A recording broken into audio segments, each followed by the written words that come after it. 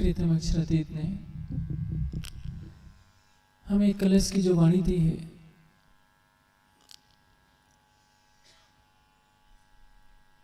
वह कलश रास और प्रकाश के रूप में, मुकुट के रूप में सुशोभित है। रास ग्रंथ क्या है? रास ग्रंथ यह दर्शाता है कि इस माया के संसार से परे वह अखंड धाम है जिसको ब्रह्म धाम कहते हैं, जहां प्रीतम अक्षरातीत ने अपनी आत्माओं के साथ महारास की लीला की थी।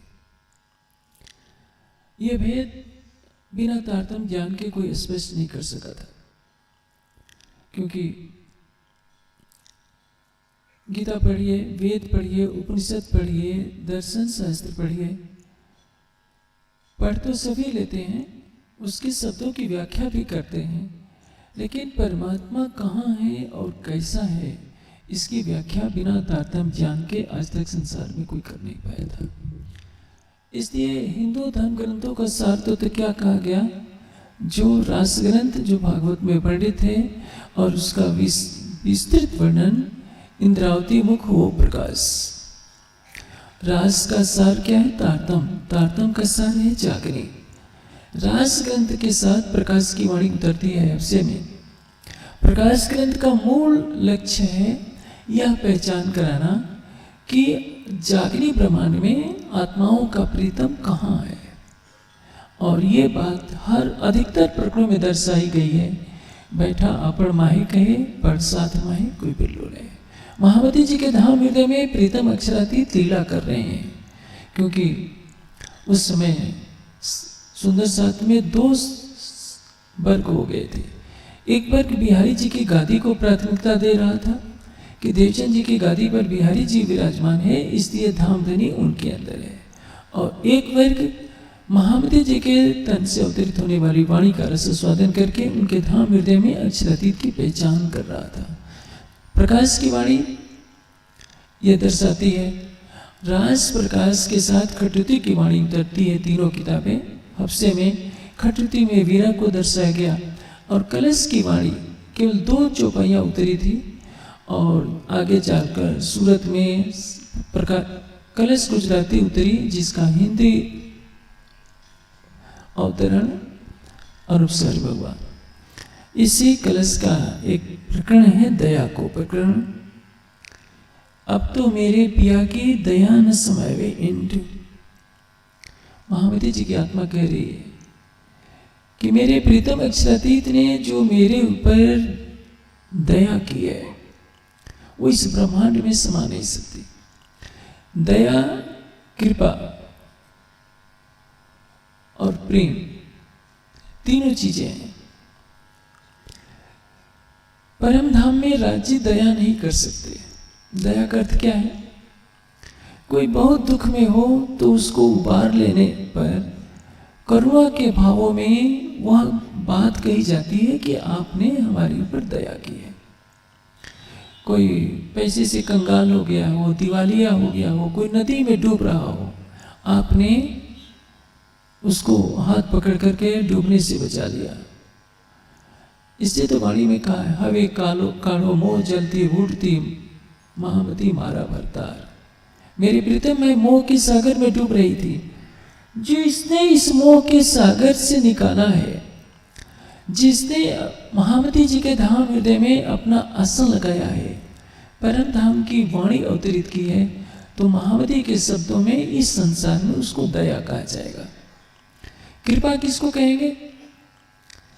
दया के साथ प्रेम का कुछ अंश जब प्रवेश करता है तो उसको कृपा कहते हैं कि आपकी बहुत बड़ी कृपा है। थोड़ा सा अंतर हो जाता है, काम एक है। जैसे मैं एक दृष्टांत देता हूं, योग माया के ब्रह्मांड में कोई मर नहीं सकता। मृत्यु की लीला कहाँ होती है? काल माया के ब्रह्मांड में। लेकिन रास में ऐसा वर्णन दर्शाया जाता है, जैसे जब वीरा की बात होती है, श्री कृष्ण जी अंतर्धान हो जाते हैं रास करते करते, तो सब सखियां भाई मृतक समान कह दिया जाता है ना। वीरा में उनकी चेतना लुप्त सी हो गई, मृतक समान नहीं हो सकती। लेकिन कहा जाएगा कि सब सखियां भी मृतक समान। कालमाया के ब्रह्मांड में बेहोशी आती है, लेकिन जब श्री कृष्ण जी अंतर्धान हो जाते हैं राधा जी के कंधे से हट करके, तो राधा जी को भी क्या हो जाती है, मूर्छा हो जाती है। जब सखियां कालमाया के ब्रह्मांड को छोड़कर योग माया के ब्रह्मांड में पहुंचती हैं और राजी क्या कहते हैं, उथले वचनों से संबोधित करते हैं कि तुम अपने पतियों को छोड़कर, अपने बच्चों को छोड़कर क्यों आई हो, तुम तो पतिव्रता हो।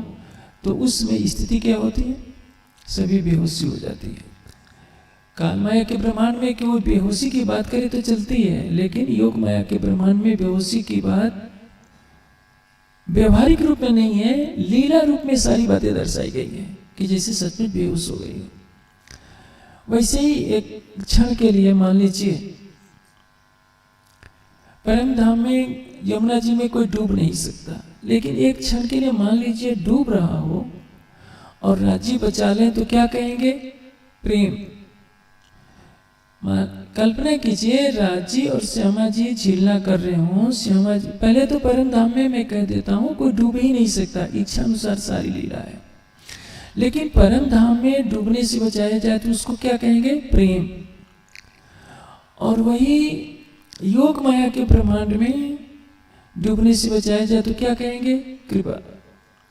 और काल माया के ब्रह्मांड में डूबने से बचाया जाएगा तो क्या कहेंगे, दया। तीनों में यही अंतर है, लीला एक है, भावों के अनुसार अभिव्यक्ति है। कृपा, दया और प्रेम में दोनों एक समान है, इसलिए वहां कृपा नहीं कर सकते, दया नहीं कर सकते। कृपा किस पर की जाती है, पराये पर कृपा की जाती है। अपने पर कृपा क्या करेंगे आप, राजी श्यामा जी पर कृपा नहीं कर सकते।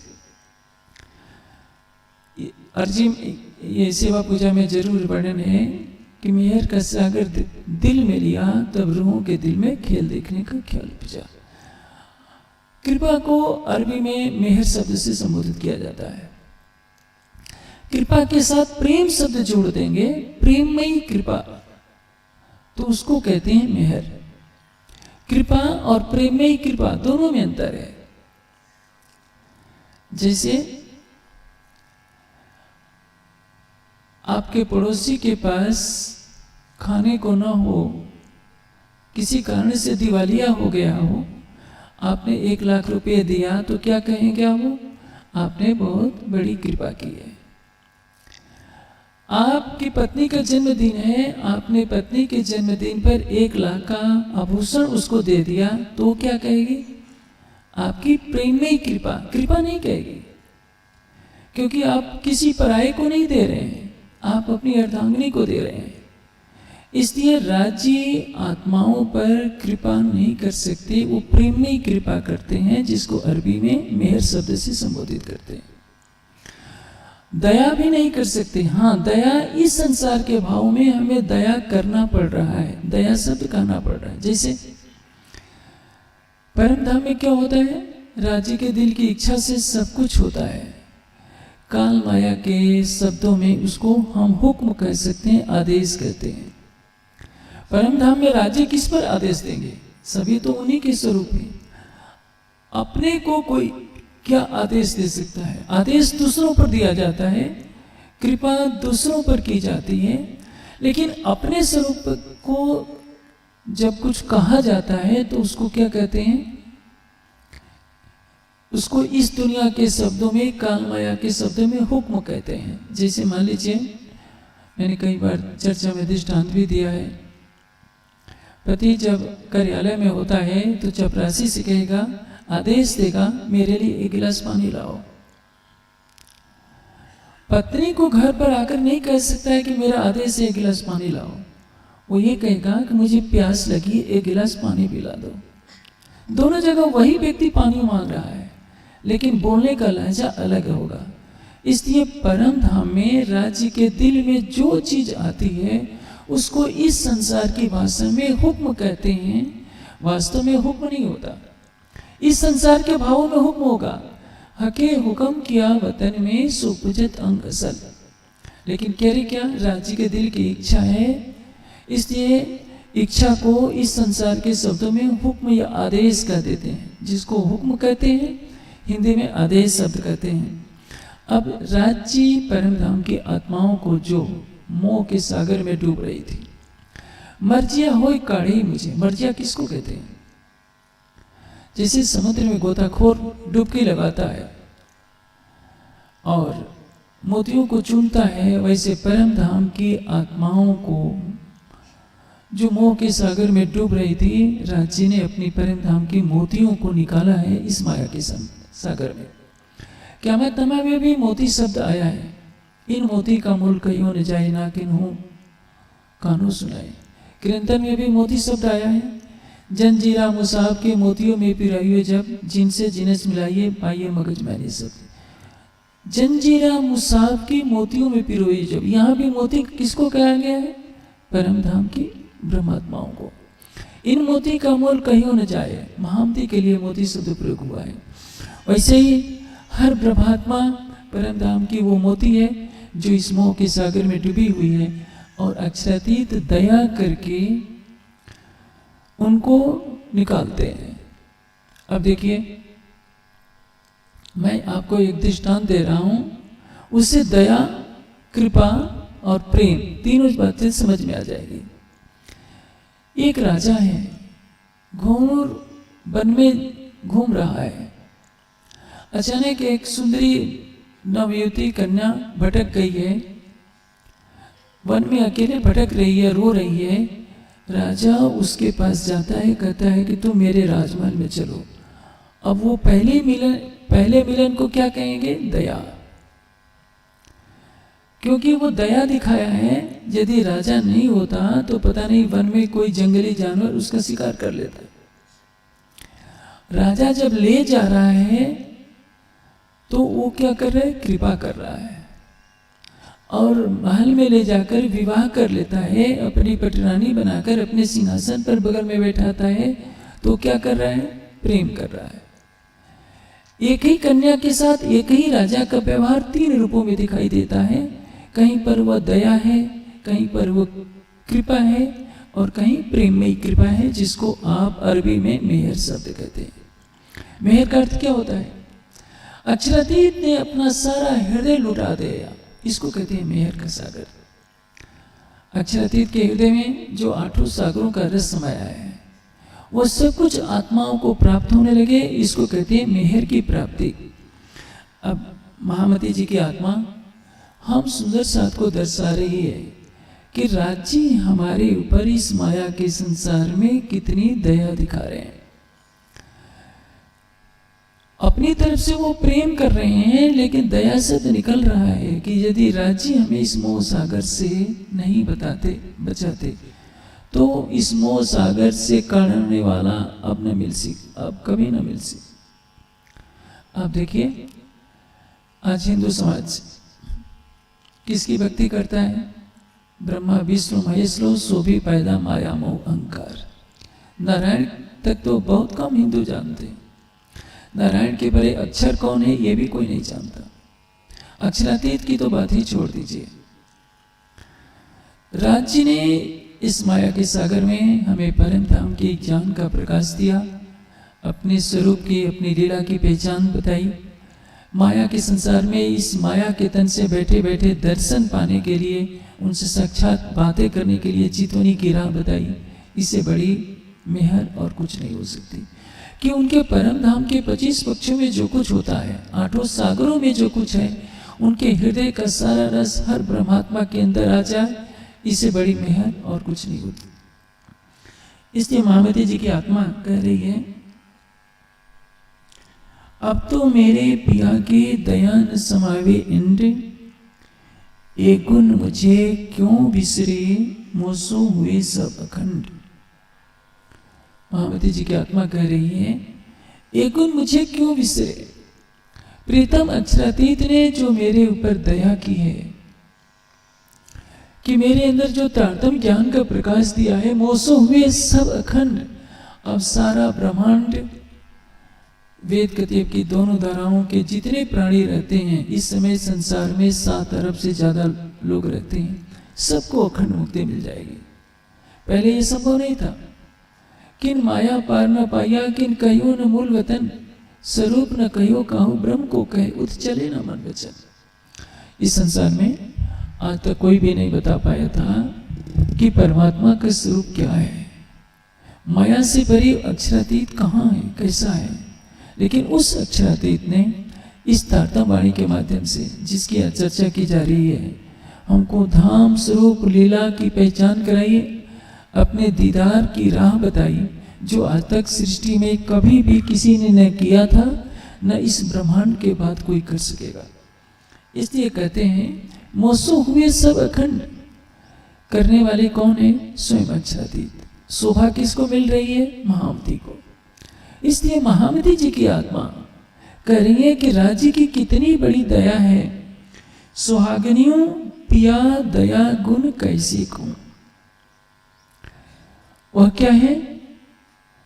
दया सिंध सुख सागर इश्क गंज अपार, शराब पिलावत नैन सो साकी सिरदार। दया का सागर है, दया सिंध सुख सागर, दया का सागर है, सुख का सागर है, इश्क गंज अपार, इश्क का अनंत भंडार है। राजी के दिल में तीनों चीजें मिलेंगी, दया के सागर, प्रेम के सागर और सुख के सागर। और हम सुंदर साथ क्या है जानते हैं? हमारे अंदर एक बदनसीबी का सागर है, जिसके रसमान में हम डूबे हैं। प्रीतम कहाँ है?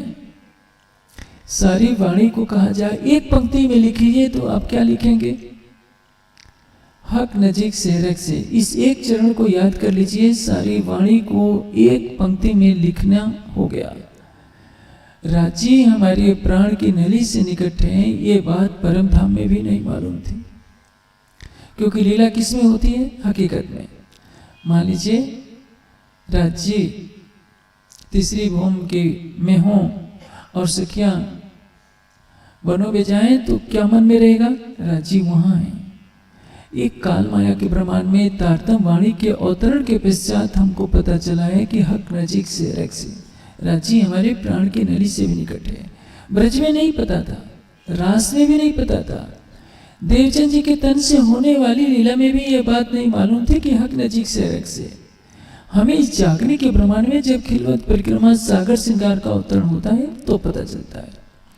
यदि हक नजीक से रख से का पता होता कि प्राण की नली से भी निकट है तो इस गर्भदे ही नहीं होता और गादीवाद फैलता नहीं। सब समझ जाते सुंदर साथ कि महामती जी के धाम हृदय में है। उस समय सबने किसको माना? बिहारी जी की गादी को माना कि गादी पर जो बैठेगा वो राज्य का स्वरूप हो जाएगा। आज भी तो यही बताया जाता है। इसलिए प्रकाश गुजराती में छुपाई आती है, जन्म अंत अमे जे हता। जन्म अंत अमे जे हता का तात्पर्य हम जन्म से ही अंधे थे, अर्थात इस माया के खेल में जब से हम आए हैं हमें आपके धाम स्वरूप और लीला की पहचान करने वाला कोई नहीं था।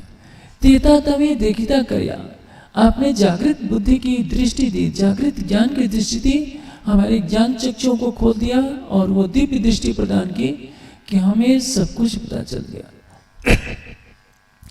वासो बछूठो हाथ थी, लेकिन हम आपके दर्शाए हुए मार्ग पर नहीं चल सके। आपने देवचंद जी के धाम हृदय में विराजमान होकर परम धाम जाने की राह तो बताई, ब्रज राज और धाम की सुध थी पर जागने की सूचना। श्री देवचंद जी के तन से ब्रजराज की चर्चा होती है, परम धाम की चर्चा होती है, लेकिन उनके अंतर्ध्यान के बाद सब किसकी पूजा करने लगे? गादी की पूजा। गादी में क्या होता है? एक तख्त ही तो होता है, उस पर रुई का गद्दा रख दिया जाता है और सब उसको मत्था टेकने लगते हैं। जो आत्मा के हृदय में बसता है प्राणेश्वर अक्षरातीत, उसकी तरफ किसी का ध्यान नहीं। वाणी कह रही है, हक नजीक से रख से आड़ो पटना द्वार। और इसका परिणाम क्या हुआ? वासो बछूठो हाथी जमपुरी जाता वली कर गया। जमपुरी का जाता, जमपुरी जाने का तात्पर्य जन्म मरण के चक्र में चलना।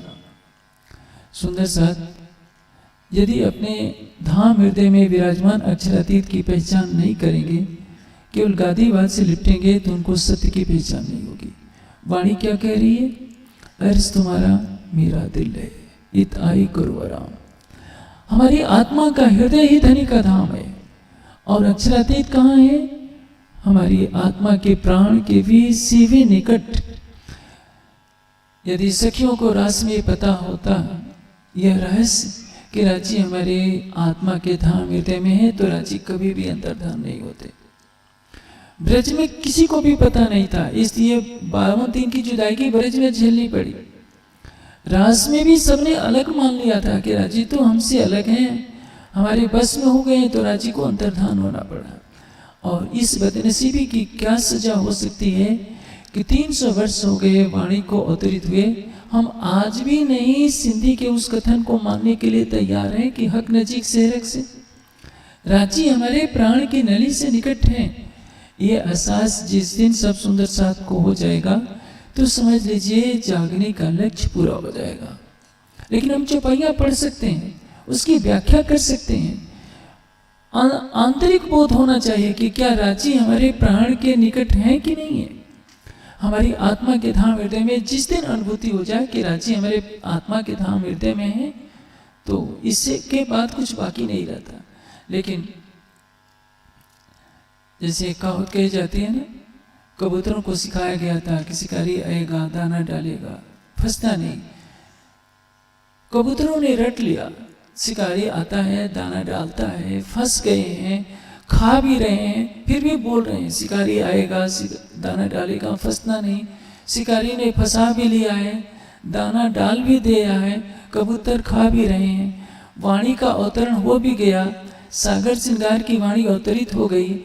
लिखा है हक नजीक सेहरक से आड़ो पटना द्वार। लेकिन क्या सुंदर साथ इसको चरितार्थ कर रहा है? आप जितने सुंदर साथ बैठे हैं, क्या आपको विश्वास है कि आपकी आत्मा के धाम हृदय में रांची का सिंहासन है? विश्वास नहीं है, क्योंकि आप अपने शरीर को देख रहे हैं, इस ब्रह्मांड को देख रहे हैं। आपके जीव से होने वाले जो गुनाह है वो दिखाई देते हैं, तो आपके अंदर हीन भावना घर कर जाती है कि हमसे तो इतने पाप हुए हैं, भला हमारे हृदय में रांची का सिंहासन कैसे हो सकता है? ये सच है। जब तक आपके हृदय से पाप होते रहेंगे, आपको अपने हृदय में अनुभूति नहीं होगी। लेकिन निस्बत के संबंध से अधिकार तो है। आपको तारतम वाणी का प्रकाश मिला है, और उस प्रकाश में जब आप शरीर से परे होंगे, संसार से परे होंगे, आप 10 मिनट के लिए भी सच्चे हृदय से रांची से प्रेम कीजिए। देखिए आपको रांची श्यामा जी की झलक मिलती है कि नहीं मिलती है। गौतम बुद्ध 7 दिन 7 रात एक आसन पर बैठे रहे, उठे भी नहीं। लेकिन गौतम बुद्ध को निराकार से परे का ज्ञान प्राप्त नहीं हुआ। उनको नहीं पता है कि निराकार से परे बेहद है, बेहद के परे अक्षर है, और अक्षर के परे अक्षरातीत का युगल स्वरूप है। आप 7 मिनट के लिए भी अपने मन को शांत कर दीजिए। आप चोरी करते हो, झूठ बोलते हो, सारे बुरे कर्म करते हो, उसको थोड़े समय के लिए भुला दीजिए। भैरव सेठ ने क्या किया था? भैरव सेठ मांस खाते थे, भैरव सेठ शराब पीते थे, भैरव सेठ दुराचार भी करते थे। लेकिन श्री जी ने कहा कि भैरव, मेरे कहने से तुम 1 महीने के लिए ये सारी बुराइयां छोड़ दो। तम्बाकू भी छोड़ दिया, और सच्ची निष्ठा के कारण श्री जी की चर्चा सुनने लगे। तो परिणाम क्या होता है? देखिए, मनुष्य जीवन में आगे कब बढ़ता है? जब अपनी भूलों को शुद्ध हृदय से स्वीकार करता है। महात्मा गांधी शुरू से ही ज्यादा अच्छे नहीं थे, और यही स्थिति स्वामी सदानंद की भी थी। महात्मा गांधी अपने जीवनी में लिखते हैं, आपके पड़ोसी के पास पिताजी ने कह दिया था कि मेरी मृत्यु इस समय होने वाली इसीलिए अपने से गालियां हो गया। आपने 1 लाख रुपए दिया तो क्या कहेंगे? मैं अपनी पत्नी के पास था, मुझे मालूम था कि मेरे पिता का देह त्याग होने वाला है। आपकी पत्नी के चलने में छोड़कर पिता से नहीं बैठेगा इसका। महात्मा गांधी में एक अच्छाई थी कि सबके सामने खाने को न हो। यही प्रसिद्धि स्वामी सदानंद की थी। स्वामी सदानंद भी शराब का सेवन करते थे। स्वामी सदानंद के अंदर भी कई बुराइयां आ गई थी, लेकिन स्वामी सदानंद में आत्मबल था। जैसे आपने अभी तक में प्रसंग सुना है जो कबीर पंथ के आचार्य थे चिंतामणि कि श्री जी आपके ज्ञान की लाठी से मैंने काले कुत्ते को मार लिया है। मनुष्य सोचता है कि मैं सबके बीच में अपनी भूल मान लूंगा तब तो मेरी बेइज्जती हो जाएगी, लेकिन जानते हैं ऐसा कार्य कौन कर सकता है? सबके बीच में अपनी भूल को मानना। जो महान होता है वही अपनी भूल स्वीकार करता है, और जो अपनी भूल स्वीकार करता है वो अपनी बुराई को एक प्रकार से छोड़ देता है, और जो उस पर पर्दा डालता है कि नहीं मैंने कोई अपराध नहीं किया, मेरे जैसा अच्छा कोई नहीं है, उसका सुधार नहीं हो सकता। भैरव सेठ ने अपनी भूल मानी, और जो व्यक्ति भूल मानता है वो सच्ची निष्ठा के साथ लग जाता है कि मुझे ये बुराई कभी भी नहीं करनी है। यही कारण है कि जब महर्षि वाल्मीकि ध्यान में बैठे तो इस तरह कठोर ध्यान किया, ऐसी समाधि लग गई कि दीमकों ने उनके ऊपर घर धाम जाने की रात तो बताइए, ब्रजराज धाम की सुतती पर जागरण कि मैंने अपराध किया। श्री देवचंद जी के तान से ब्रजराज की चर्चा होती है, परम धाम की चर्चा होती है, लेकिन उनके अंतर्ध्यान के बाद सब किसकी पूजा करने लगे? गादी की पूजा। गादी में क्या होता है? एक तख्ती होता है, उसमें रुई का गद्दा रख दिया जाता है और सब उसको मत्था टेकने लगते हैं कि मैं परम धाम की जो आत्मा के हृदय में बसता है प्राणेश्वर इष्टदेव, उसकी तरफ किसी का ध्यान नहीं। वाणी कह रही है नजीक से रख से आरोप पटना परम धाम जाने की रात तो बताइए, ब्रजराज धाम की सुतती पर जागरण श्री देवचंद जी के तन से ब्रजराज की चर्चा होती है, परम धाम की चर्चा होती है, लेकिन उनके अंतर्ध्यान सारे अंग के काम क्रोध दिमाग सो बिना विरहा ना चले होए नहीं दिल पाक। काम क्रोध और अहंकार किससे दूर होंगे? विरह से। लेकिन विरह संसार के प्राणियों में नहीं होता, विरह केवल परम धाम की ब्रह्म सृष्टियों में होता है। इसलिए वाणी में क्या कहा है कि विरह नहीं ब्रह्मांड में बिना सुहागे नार। हिमालय की गुफा में बैठकर तपस्या करना सरल है, लेकिन विरहणी होना बहुत कठिन है। विरहणी किसको कहा जाता है? जैसे मछली पानी के बिना तड़पती है, वैसे प्रीतम परमात्मा के बिना हृदय तड़पने लगे, संसार में रहने की इच्छा समाप्त हो जाए, उसको कहते हैं विरह। पूजा पाठ तो कोई भी कर लेगा, मंत्र पाठ कोई कर लेगा, स्तोत्रों का पाठ कोई कर लेगा, लेकिन विरह में तड़पना बहुत कठिन होता है। और जो 5 मिनट के लिए भी विरह में तड़पना सीख गया, सीखा नहीं जाता, उसकी प्रवृत्ति बन गई, तो समझ लीजिए उतने समय के लिए पाप उससे हट जाएगा। और इसका परिणाम क्या होगा? जब सेवा पूजा करते हैं तो एक चौपाई आप गाते हैं, जो मन की खटपट मिटे चटपट दर्शन हो। यही तो मन की खटपट है, जो मन संसार में भटक रहा है। परिक्रमा में एक चौपाई आती है, पंथ होवे कोट कला प्रेम पहुंचावे मीने पलक। तो वो कैसा प्रेम है जो एक पलक में प्रीतम का दीदार करा दे। यही है अपनी भूल करते हुए किन माया पार न पाया, किन कहियो न मूल वतन, स्वरूप न कहियो काम ब्रह्म को कहे उस चले न मन विचन। इस संसार में आज तक कोई भी नहीं बता पाया था कि परमात्मा का स्वरूप क्या है। इतने समय के लिए माया से परे अक्षरातीत कहाँ है, कैसा है, लेकिन उस अक्षरातीत ने इस तारतम वाणी के माध्यम से जिसकी चर्चा की जा रही है, हमको धाम स्वरूप लीला की पहचान कराइए, अपने दीदार की राह बताइए, जो आज तक सृष्टि में कभी भी किसी ने न किया था, न इस ब्रह्मांड के बाद कोई कर सकेगा।